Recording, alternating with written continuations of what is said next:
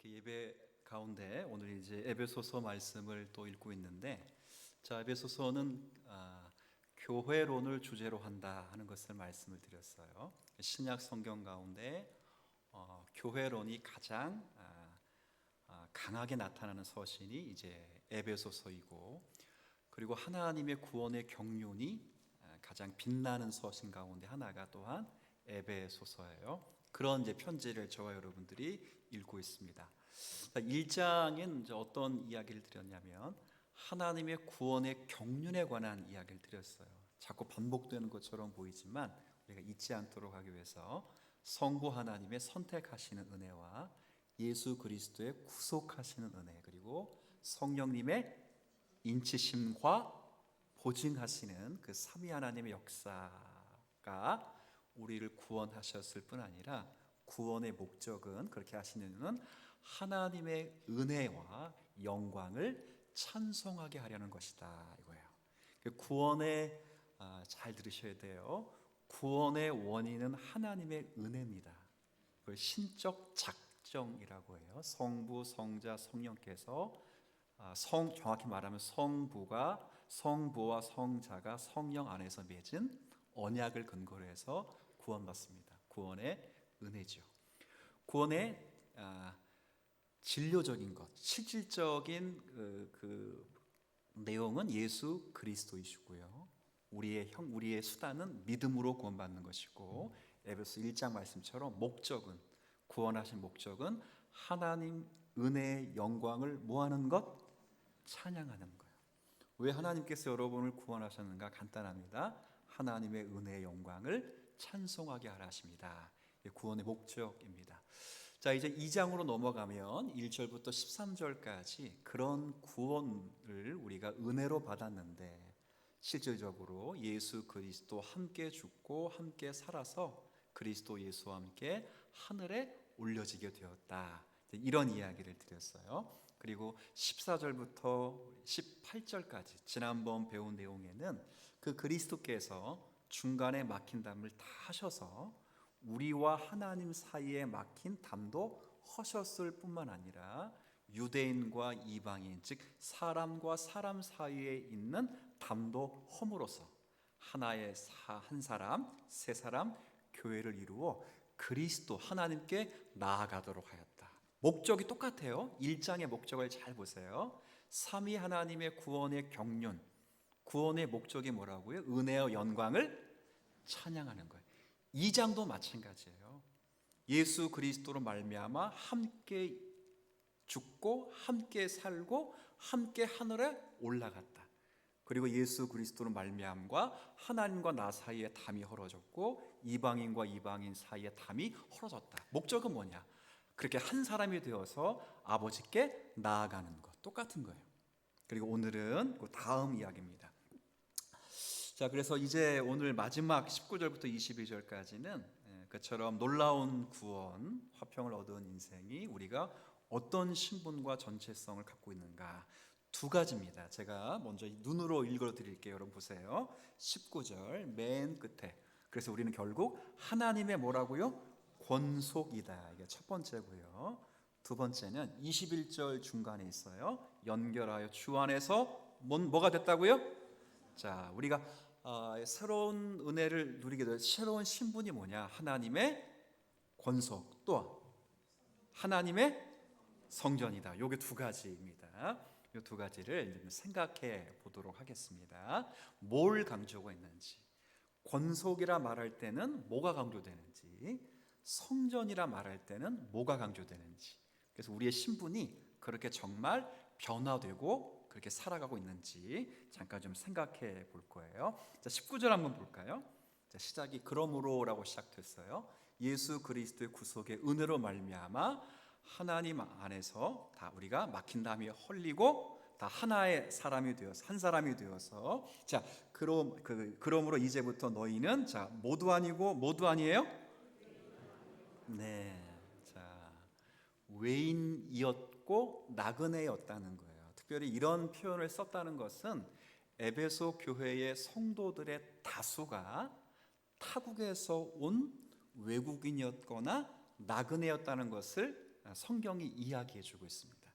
실제 성경 기록자들은 에베소 교회를 이루고 있는 다수의 사람들이 고국에서 추방됐거나 아니면 이런저런 상황 때문에 어쩔 수 없이 항구 도시에 와서 돈을 벌기 위하여 이곳에 정착한 나그네일 가능성이 많다 그랬어요.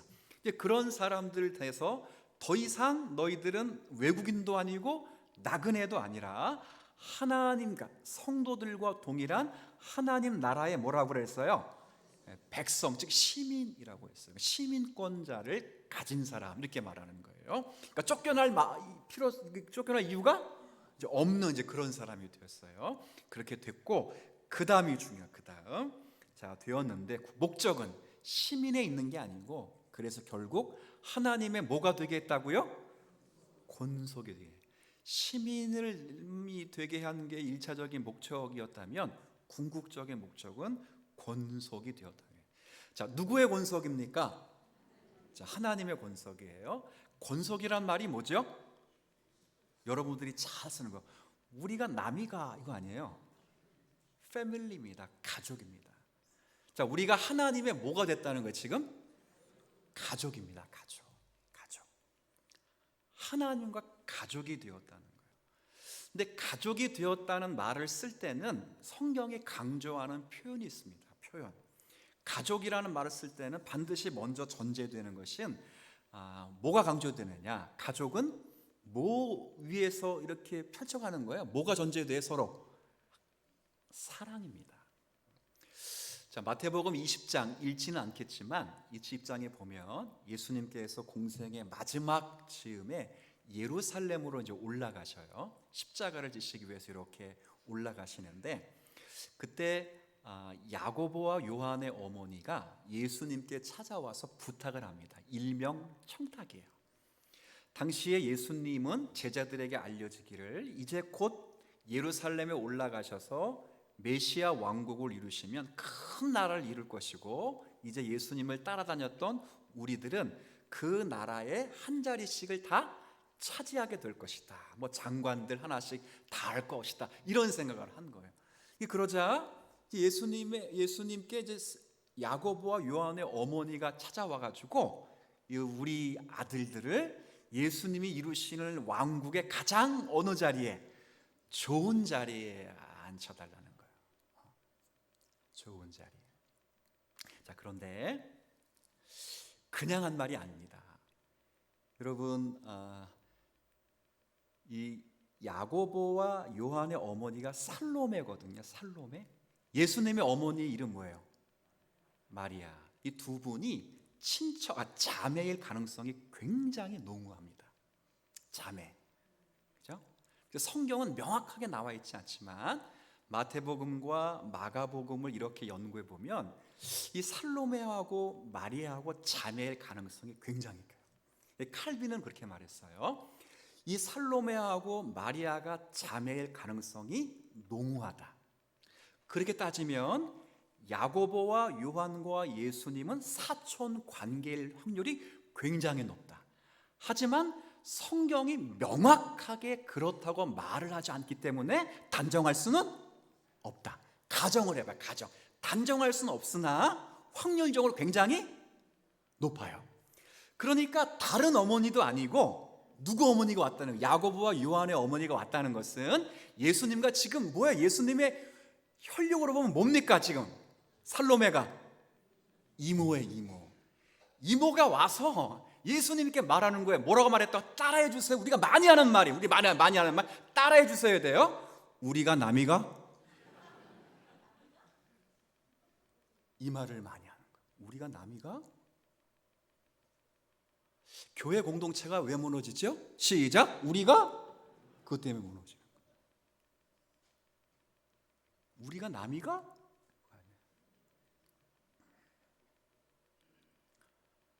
그것 때문에 무너지는 거예요.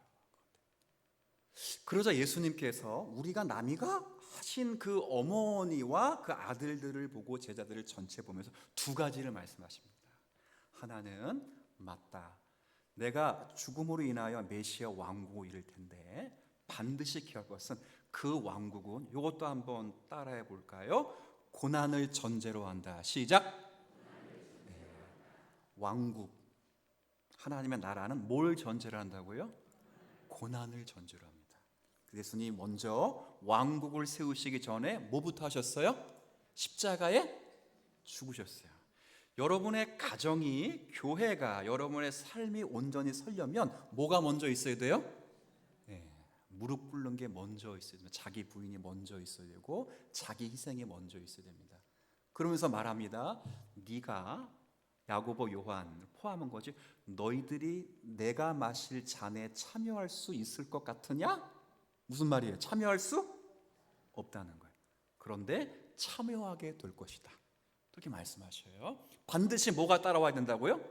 고난. 두 번째는, 그래, 그렇게 세워지는 나라는 여러분이 잘 아시는 나라예요. 큰 자가 작은 자를 뭐하는 나라? 섬기는 자. 그게 하나님의 가족이라는 마음으로 설명하는 거예요. 자, 생각해 보십시다. 우리가 살아가는 인류 사회의 사회 관계망 속에서 큰 자가 작은 자를 섬기는 가장 그런 질서가 가장 많이 드러나는 곳이 어디예요? 시작. 교회. 맞습니다. 믿음이 너무 좋으신데, 교회보다 먼저 어디? 가정이죠, 가정. 자, 우리 집 가정으로 얘기해 볼게요. 우리 집, 남의 집 말고 우리 집에서 힘 제일 센 사람이 누굴까요? 누구? 진짜 힘 제일 센 사람이? 아니, 뭐 또 사모님이래요.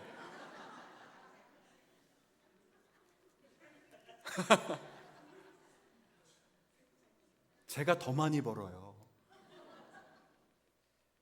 제가 더 힘세고 건강하고, 더 아내는 맨날 약 먹어야 되고 제가 더 세요.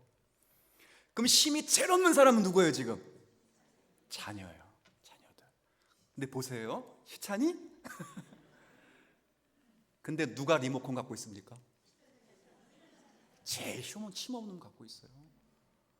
누가 빨래와 설거지 합니까? 제가 합니다. 제 청소기를 얼마나 잘, 월요일날 자꾸 교회당 오지 마세요. 월요일날 대청소하는 날이에요 우리 집. 온 집을 다 휘젓고 다니는데 혹시 민망할까 봐 제가 이불도 털어야 돼요. 제가 다 합니다. 왜 그러죠? 힘이 가장 세기 때문에 그래요. 하나님의 나라는 그런 곳입니다. 무엇이 전제가 됐기 때문에 그러죠? 거기에 사랑입니다. 사랑. 무슨 말이에요? 그래, 1장 3위 하나님의 구원의 경륜을 따라 구원받고 하나님의 은혜의 영광을 찬송하게 될 자들이 2장 허물과 죄로 죽었던 자들이지만 그리스도 예수와 함께 살림받아 하늘에 앉아있는 신분이 되었다. 그리고 더 이상 우리를 가로막는 모든 담들이 예수 그리스도의 구속의 피로 하나님과의 담도 무너졌고 사람과 사람 사이의 담도 다 무너졌으니 이제 하나의 새로운 사람, 교회가 되어서 하나님 은혜의 보좌 앞에 담대히 나아갈 수 있는 사람들이 되었다. 그래서 하나님의 뭐가 되었다고요? 가족이 되었다. 가족. 자, 가족은 뭘로 이루어졌다고? 시작. 사랑입니다. 사랑이 지배되는 결정적인 증거는 작은 자들이 섬기는 게 아니고 누가 섬겨요? 세상의 모든 곳은 작은 자들이 섬겨요? 큰 자가 섬겨요? 작은 자가 섬깁니다. 전체가 다 작은 자가 섬깁니다. 네, 사랑이 지배되는 것. 예수님이 죽어서 사랑의 본을 보이시고 목숨까지 드려 자기 백성을 구원하신 그 자리에 하나님의 자녀 삼은 백성들은 전부 그 사랑을 받는 대상이기에 하나님의 사랑은 우리로 하여금 너 열심을 내, 못하면 죽여버릴 거야, 잘하면 상 줄 거야, 이게 아니고 하나님이 직접 자신을 죽여 우리를 사랑하시는 그런 나라인 줄 압니다. 그렇죠? 그래서 여러분의 부족한 신앙보다, 여러분의 모진 죄성보다 하나님의 끈질긴 은혜와 언약이 강하기 때문에 반드시 우리는 하나님의 사랑으로 말미암아 승리하게 되는 운명에 처해 있는 거예요. 그걸 하나님이 세우시겠다는 거예요. 놀라운 건 야고보에게 물었죠. 첫 번째, 네가 이 잔을 마실 수 있을 것이냐? 못 마시겠죠. 근데 나중에 마시게 될 것이다. 그 사랑을 깨닫고 보면 자기도 희생을 합니다. 그래서 믿음이 좋은 사람과 믿음이 약한 사람 싸우면 누가 이겨야 된다고요? 믿음이 약한 사람이 이기죠. 그래서 그러잖아. 김집사 너무 많다. 안 되겠다. 혹시 표집사 있어? 표집사? 없어요? 표집사, 내가 잘못했어, 교회 떠난다는 말 하지 마. 이런 사람 보셨어요? 이런 말들이 돌아야 되는 거예요. 아유, 알던 네가 확 빠져버렸어. 아유, 내가 그 새끼만 없으면 내가 그러면 안 돼요.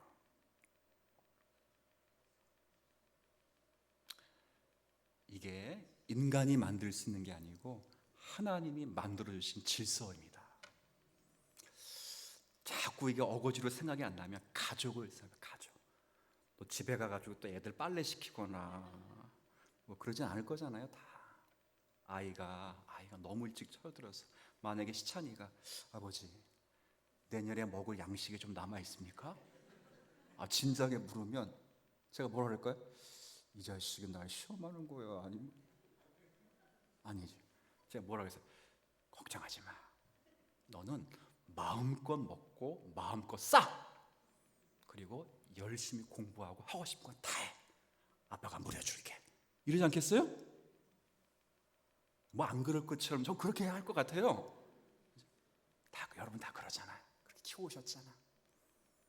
강한 어머니가 세상에서 가장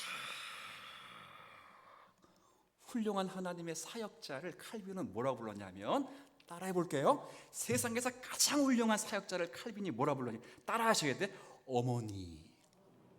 아버지는 없어. 어머니. 가장 강하잖아.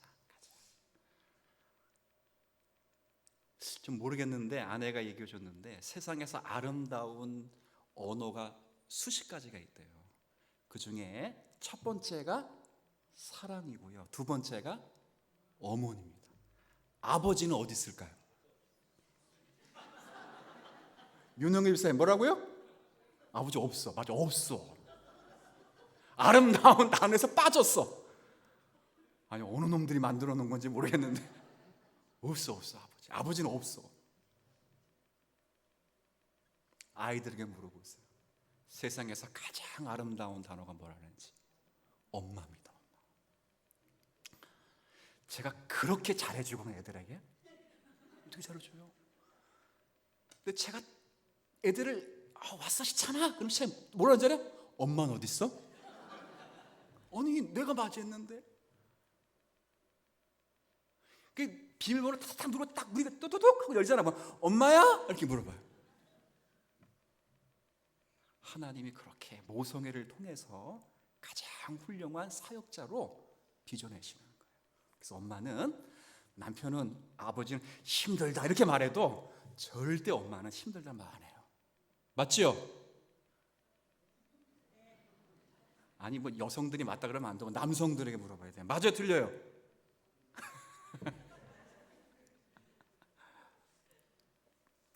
하나님이 참 대단합니다. 제가 아침에 그 설교할 때 제가 뭐 좋아한다 그랬어요? 유튜브에서 고양이를 좋아합니다. 고양이. 저도 병이야. 에? 고양이는 보니까 이게 지난번에 본 영상인데 새끼가 저렇게 있어요. 근데 이 새끼가 못 걸으니까 이 어미가 이 도시에 내려와서 먹을 거를 다 입에 오물에 넣고 2, 3km를 걸어가서 자녀에게 그대로 뱉어. 씹은 것도 아니야. 그럼 2, 3km를 걸어가면서 새끼야 새끼, 엄마야 엄마. 한 번도 씹지 않고 침도 안 새겼다. 그대로 토해내. 그대로. 그걸 먹어, 새끼는. 그거 다 먹으면 다시 내려와. 그럼 남기면 그거 이제 누구 먹어? 엄마. 아빠는 어떻게 할까요? 안 봐도 뻔해.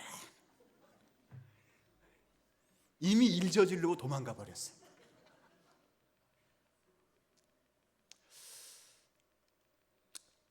가족이에요. 그래서 오늘 하나님의 사랑을 저와 여러분이 그렇게 받으셨고, 그리고 이제 교회 공동체 가운데 교회가 그런 권속이 되었다는 사실을 기억하시고, 서로 약간의 불편한 관계가 있어도 우리를 빚어가시는 하나님의 은혜인 줄 아십시다. 사랑의 사랑. 두 번째는 하나님의 권속, 이렇게 말했다가 두 번째 아까 눈으로 읽은 부분이 있어요. 하나님의 뭐라고요? 성전입니다. 성전이에요. 근데 중요한 게 두 가지예요. 성전과 관계돼서 두 가지 중요한 게 뭐냐? 하나는 튼튼한 견고한 기초에 서 있다는 거예요. 교회는 기초가 어떻다고요? 튼튼합니다. 한번 보실까요? 20절. 터가 일단 달라. 공구리가 아니야. 너희는 사도들과 선지자들의 터입니다. 이게 뭐예요? 선지자들은 구약을 이야기하는 것이고, 사도들은 신약을 얘기해요. 신구약 성경 위에 서 있다는 거예요. 교회는 하나님의 뭐 위에 서 있다고요? 말씀. 신구약 성경 위에서 터가 튼튼하다는 거예요. 흔들리지 않는다는 거예요. 더 중요한 건 그 다음 20절 중간부터 세우심을 입은 자라. 같이 읽어볼까요? 시작. 예수님이 뭐가 됐다고요? 모퉁이가 어디예요? 끝이잖아요. 이게 무슨 말입니까?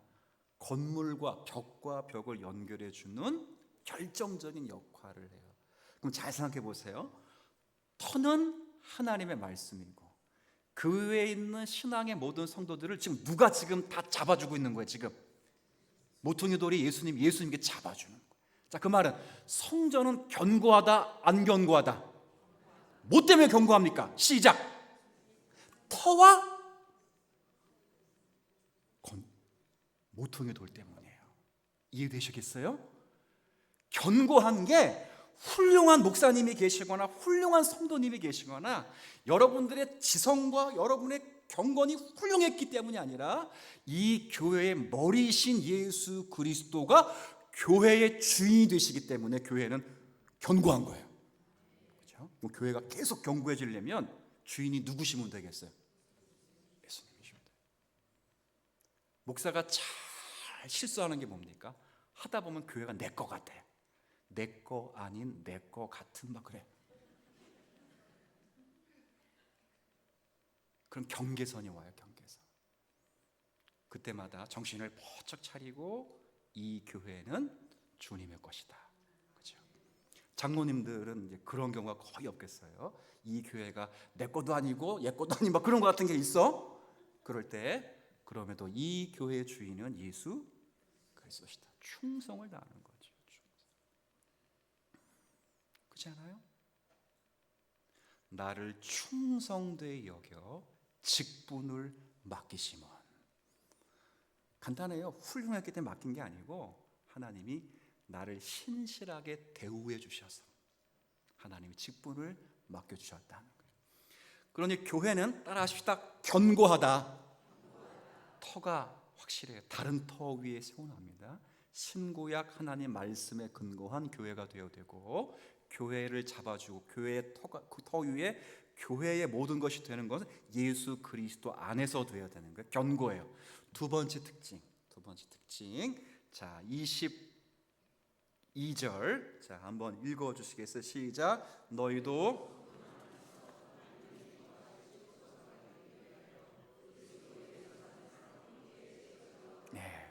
처음에 우리는 하나님의 권속이다. 그죠? 가족이다. 두 번째 우리는 하나님의 뭐라고요? 성전이다. 성전의 첫 번째 특징은 견고하다. 성전은 견고하다. 흔들리지 않는다. 터도 그렇고 예수님. 두 번째는 그렇지만 따라해 보세요. 지어져 가고 있다. 시작. 그렇지만 뭐 해야 되는 거예요? 터가 견고하다고 완전품은 아니에요. 완성품은. 언제까지 지어가야 되겠어요? 그래가지고 사람들이 마음에 안 들잖아요. 실수하잖아요. 그때 여러분들 늘 했잖아요. 앞에 쏘랄 때 공사 중. 어쩔 수 없어. 공사 중인데 뭐. 너무 공사한다고 이렇게 무너지면 안 되고, 우리가 그런 거예요. 자랑할 것도 없고 뭐 그 사람에 대해 실망할 것도 없어. 연약한 부분이 담겨 있구나. 그럼에도 우리는 하나님의 권속이기 때문에 사랑으로 품고 기도해야 되겠구나. 그 마음 갖는 거죠. 저 영혼이 말씀과 기도의 터 위에 있다면 하나님이 언젠가 모퉁이 돌로 그를 세워주실 것이다. 그 믿음이 있는 거예요. 자라가는 거예요. 지어져 가는 거예요. 언제까지? 주님이 다시 오시되 계속. 한번 따라해 볼까요? 공사 중.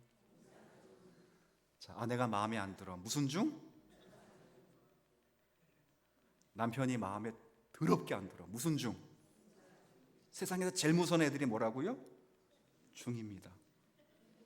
중이라고요. 우리도 중이잖아. 중.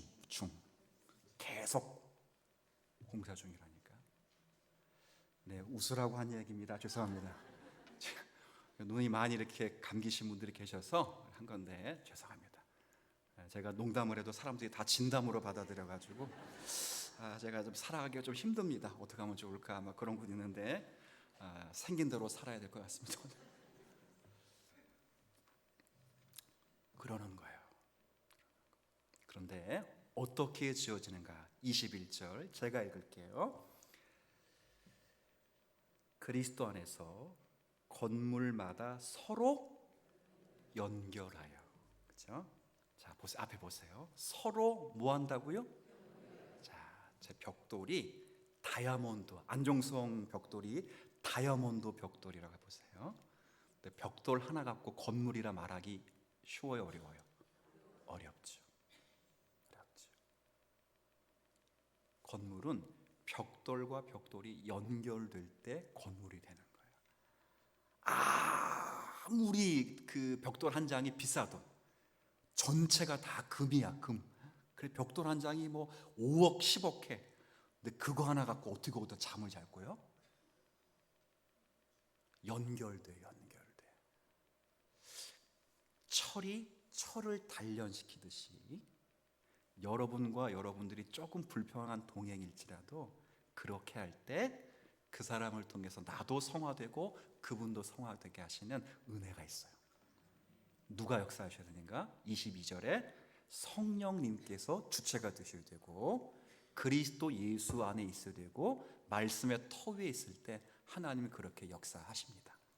저는 주님 사랑 교회가 그런 교회가 될 곳으로 믿고 이런 교회를 꿈꾸는 교회관을 갖는 성도가 되기를 바랍니다. 두 가지입니다. 우리는 하나님의 뭐라고요? 권속, 가족. 하나님께로부터 뭘 받는다고요? 사랑을 받고 있어서요. 그래서 우리가 하나님을 섬기는 것처럼 보이지만 사실은 하나님이 끊임없이 여러분과 저를 섬겨주시기에 우리의 미약한 믿음, 거미줄 같은 믿음일지라도 끊어지지 않고 여기까지 있는 줄 압니다. 하나님의 성전입니다. 견고한 성전입니다. 신구약 성경 위에 그리스도께서 붙잡아 주신 건물로 두 번째 지어져 가고 있습니다. 공사 중 목표를 가지고 예배와 말씀과 기도로 나아가면서 아름답게 성전을 건축하는 저와 여러분 주님 사랑교회 성도들 다 되시기를 주의 이름으로 축원합니다.